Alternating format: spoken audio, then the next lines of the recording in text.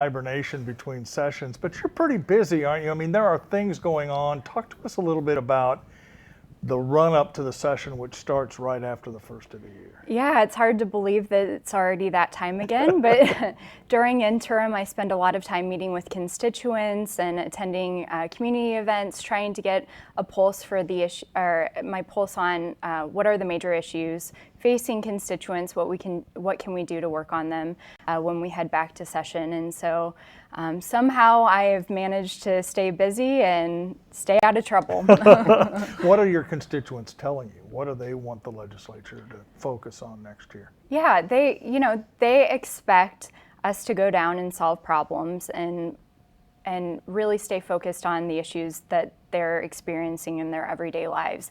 We're coming up on an election year, and I think it's easy to get caught up in some of the hot topics and big headlines, but really they care about schools, public safety, making sure that they're earning decent wages and that they have quality, affordable health care. Yeah, and do you imagine that the legislature will take time on those issues this year? I mean, what do you see as the agenda, Lauren, for the session? Yeah, the only certain thing about making predictions about the legislature is that there will be some uncertainty, and that every year is different and unpredictable. And the first month will be about abortion, by the way, which it always is, and guns.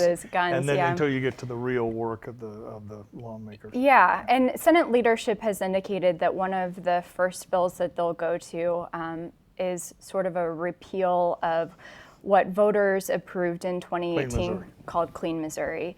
And just as a reminder, that was 62% of Missourians approved that measure, which changed campaign contribution limits, capped the amount that lobbyists can give to legislators in terms of gifts, and changed how Missouri would do redistricting. And instead of the usual bipartisan political appointees drawing lines, in other words, politicians drawing their own districts, this would move it into the hands of a nonpartisan state demographer. And that demographer would draw lines based on competitiveness and a number of other criteria. But the result of that, I think, would make it more difficult for the GOP to hold on to its supermajorities. They see it as an existential threat, and they're interested in putting that process back in the hands of politicians and political appointees, and moving that criteria of competitiveness down to the bottom. Right, and we should be clear, Clean Missouri is only state legislative districts, correct? It's not the congressional districts, the 8 congressional districts in Missouri. It's just state Senate, state House districts. Right. And it would have to go back to a vote of the people because the voters approved the constitutional change. Yeah, and I think that's one of the most problematic things. The voters already spoke. We know what their will is on this issue. It wasn't a close vote either. Not at all, and Republicans and Democrats alike voted for it and still support it. I hear a number of my GOP colleagues say, well, voters didn't know what they were voting for. They knew what they were totally informed when they voted for us, but they didn't know what they were voting for when it came to these ballot issues. So I think that's a little insulting and condescending to voters, and I'm sorry to see that is going to be one of their top priorities and one of the top issues they go to. It does seem a little bit, does it not, to be a bit of a thing in the legislature to try and go back and look at votes of the people. Right to work was another example. Clean Missouri. There does seem a sense that you and your colleagues are interested in revisiting what the voters decide. Yeah. Those are probably pretty frustrating, I'm sure. Yeah, they've spoken, and I trust voters to make the right decisions. And this, in my opinion, is just, again, a pretty brazen political attempt to hold on to that power. And it has to be done this year if they're going to do it, because the 2020 census then determines the districts. So this has to be the year to get it done. That's right, yeah. And so when you're talking to constituents, how strongly do you think that something like the GA going against that, or right to work, or, for example, the abortion restrictions that the governor has signed that are politically pretty unpopular, how motivating a factor is that going to be at the ballot box next year, do you think? Yeah, well, I think we're going to see record turnout on both sides. And I think probably the presidential race will drive a really high turnout, but even this morning I received emails from constituents saying, please make sure that you protect the will of the voters and that you stand up against some of their attempts to undermine it with, we're calling it dirty Missouri, but it is top of mind for voters, and I feel like on a lot of issues, the General Assembly or the majority is out of touch with where voters stand. And you mentioned guns. That is another issue. You know, the mayor, I really applaud his efforts to be a champion and trying to find solutions to prevent gun violence. I appreciate the governor convening a meeting with a lot of the big city mayors and trying to find solutions.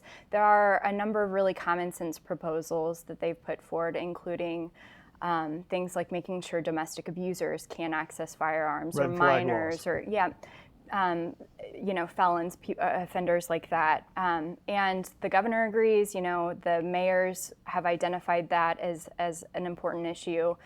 But I worry that those kinds of bills won't even come up for a vote. Particularly in 2020, right? When rural lawmakers are facing the voters, the impetus for those types of things seems, unless the governor really commits to it, and you get the sense that maybe not, at least at this point. Yeah, and you know, the governor has also expressed support for background checks, and I think these are things that in a variety of different kinds of districts, you know, urban, rural, suburban, voters would like to see us pass some of these things, but it's the legislature that holds such an extreme position, and instead of wanting to debate those issues, they'd like to see more permissive gun laws. Right. And instead of talking about background checks last year, we talked about should guns be allowed in places like daycare centers, bars, casinos. Right. And So I'm not hearing that from the people I represent. Right. So how do you talk to folks who, for example, are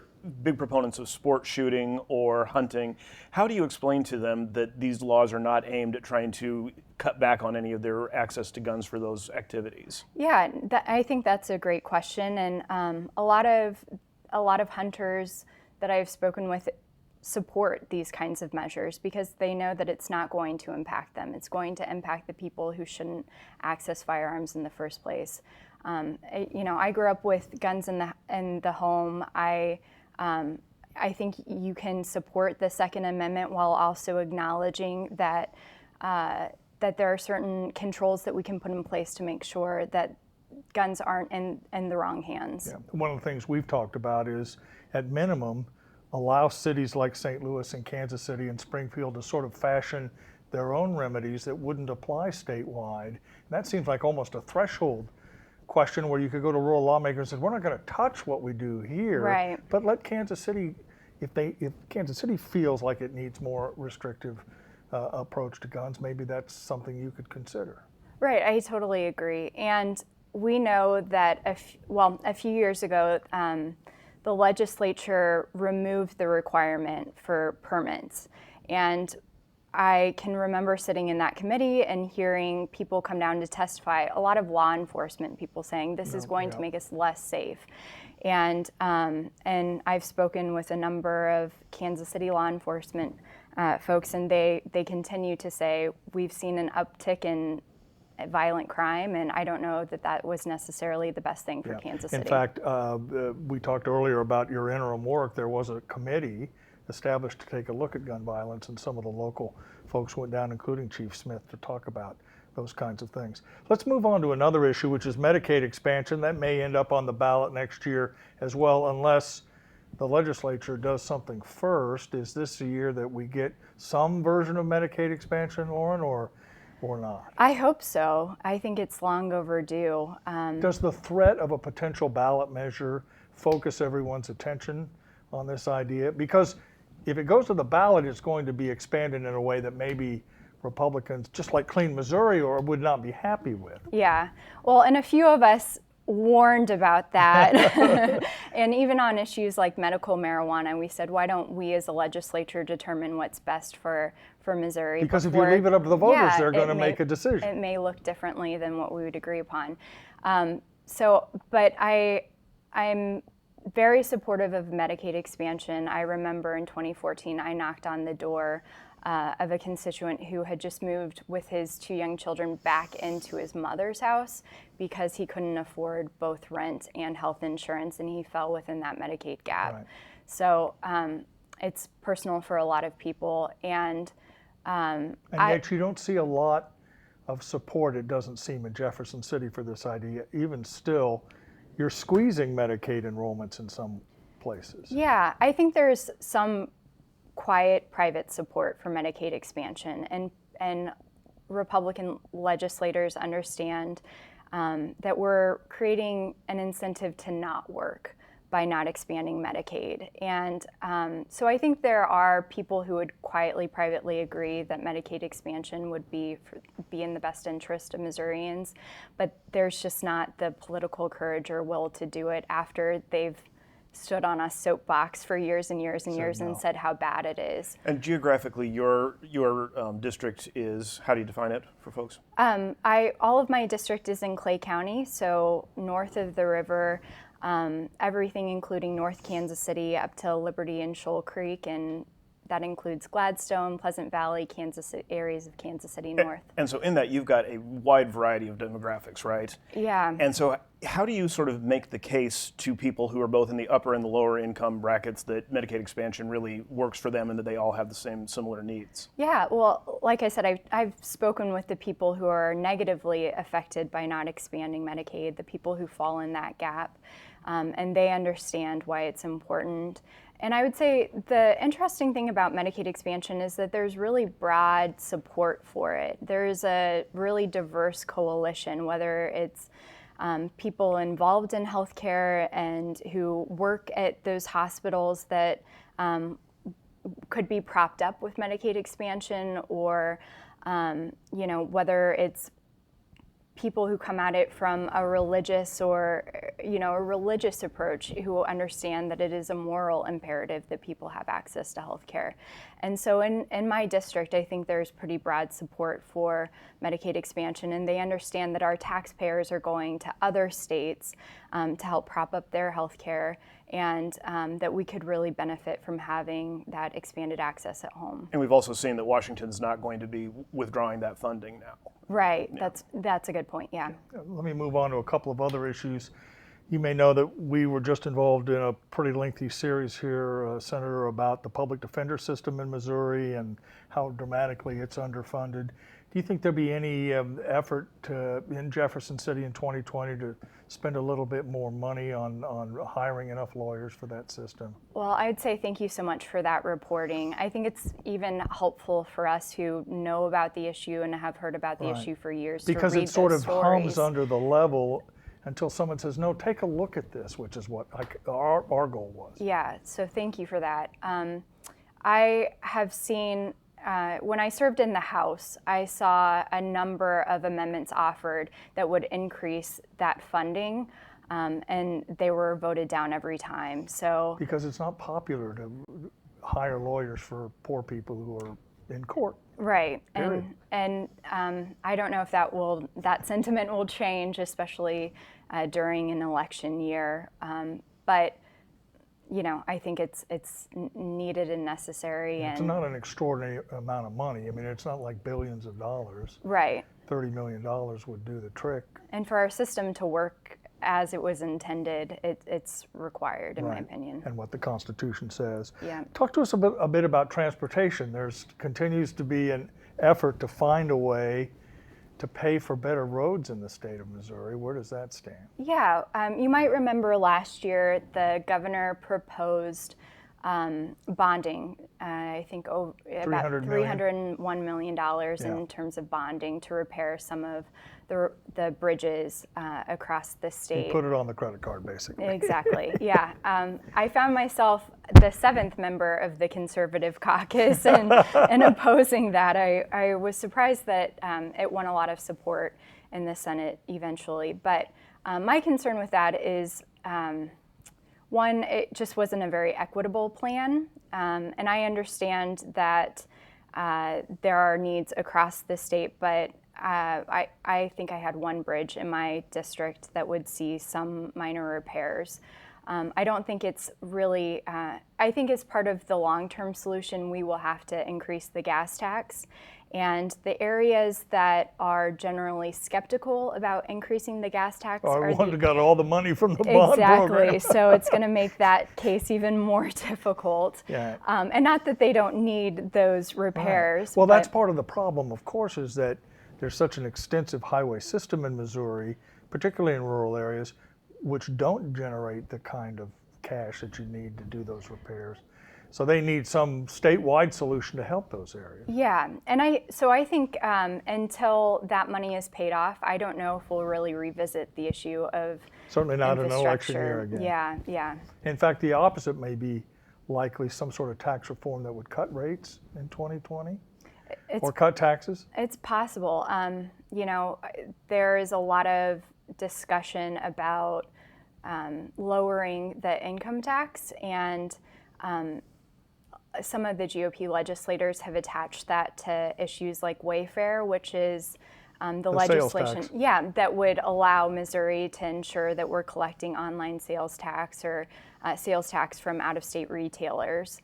And so a number of GOP legislators don't want to pass that, which would create a level playing field for brick and mortar shops in Missouri. We should be collecting this sales tax already, but they want to use that as an opportunity to say, well, if we're going to increase revenue, then we should have to probably decrease it somewhere else. cut taxes. But isn't it true, Lauren, that Missouri is a low tax state?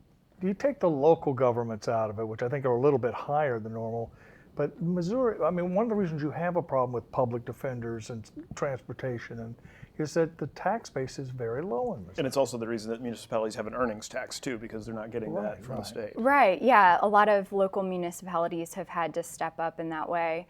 Yeah, Missouri is a low tax state, and it seems like, so in Kansas, I think they cut taxes pretty severely, and people felt the consequences of that.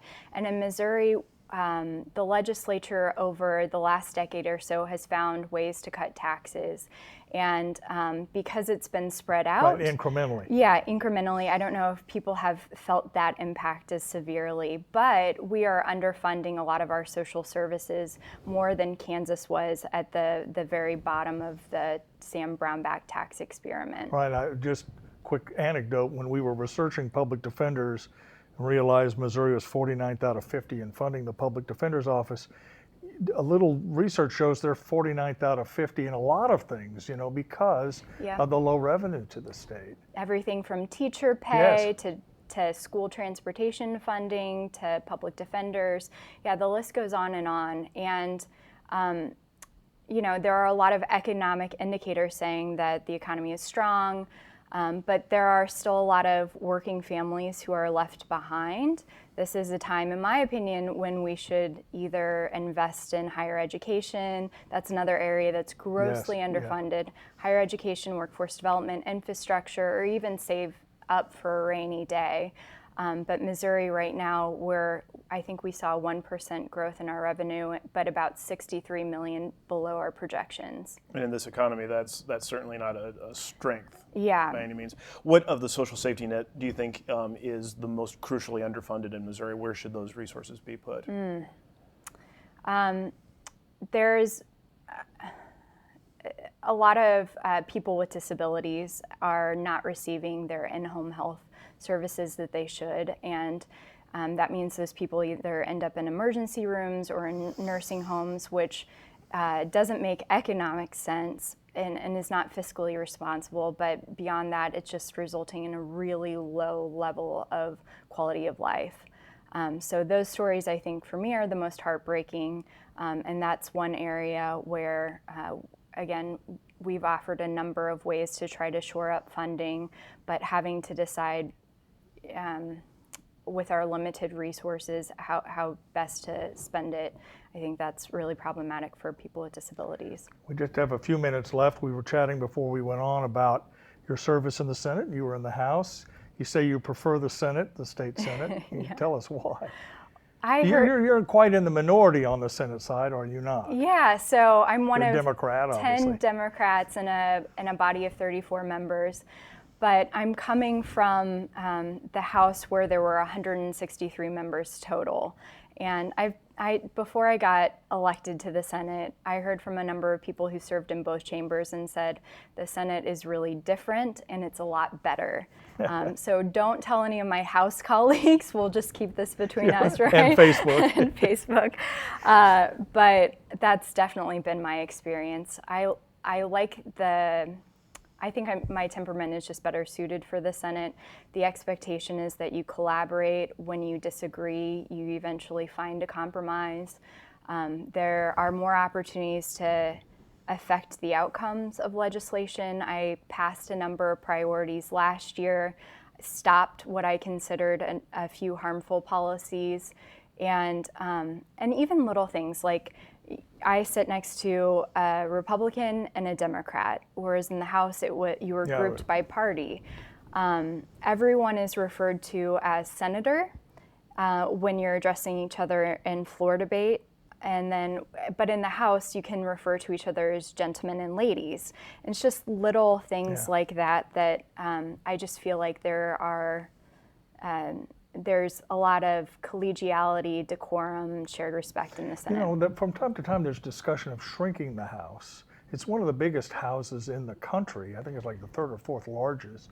What do you think of that idea? There's a lot of members in the House. It's a wild place just to sit on the floor and watch all the activity. But it seems hard to get anything done without effective leadership. Yeah. With a bit of an iron fist when you have that many lawmakers in one place. Yeah, all the power is consolidated really in the speaker. And I think I would support probably shrinking the House. It is sort of difficult to know. And there were a few times when even I would sit on the floor and say, I don't think I've seen that House member before. Is he new? Where's he from? She knew, yeah. So there would be advantages to shrinking the House, I think. What do you think the statewide prospects for the Democrats are? We've got almost an inversion of what we had during the Carnahan years. Yeah, it's a difficult environment for Democrats. I think we have great candidates who are showing that they're going to work hard, show up everywhere, and hopefully raise the funds to make it competitive. A lot of the down ballot races, our fates will be tied to whoever the eventual Democratic presidential nominee is.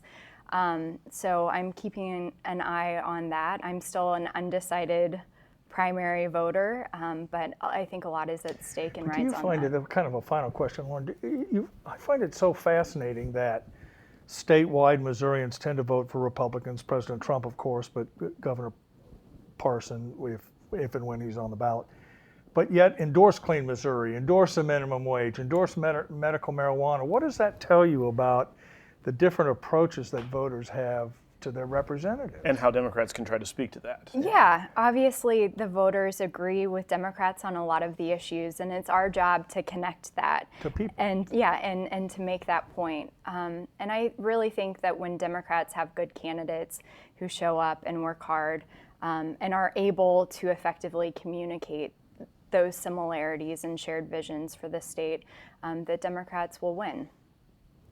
That is the note we'll end on. Senator Warren Arthur, thanks so much for coming in and chatting with us. My pleasure. And good luck in the new session. Maybe we'll come down and pester your colleagues. Please come you visit. And your colleagues when you do that. Derek Donovan with the Star's editorial board. Thanks for joining us. I'm Dave Helling with the Star. You've been watching Facebook Live.